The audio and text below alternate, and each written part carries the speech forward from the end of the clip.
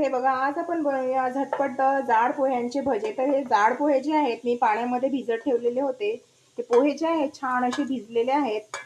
तर यामध्ये आपण टाकूया अर्धा वाटी तांदळाचं पीठ आणि थोडं बेसन आणि हे बघा हिरव्या मिरच्या, कांदे आणि कोथिंबीर आहे, हे टाकूया यामध्ये आपण. आता आपण यामध्ये टाकूया चवीनुसार मीठ, हळद, जिरे पावडर आणि ओवा. हे टाकल्यानंतर थोडं पाणी टाकायचं आणि पीठ छान असं भिजवून घ्यायचं. बघा, सर्व साहित्य मी असं छान असं मिक्स करून घेतलेलं आहे आणि कढईमध्ये आता तेलसुद्धा गरम झालेलं आहे. आता आपण हे बघा अशा प्रकारे पकोडे करूया आणि मीडियम फ्लेमवर हे पकोडे छान असे फ्राय करायचे आहे. अगदी झटपट तयार होतात आणि खायलासुद्धा खूप टेस्टी वाटतात. तुम्ही नक्की करून बघा आणि आवडल्यास लाईक करा आणि बघत राहा मराठी किचन विथ मनीषा.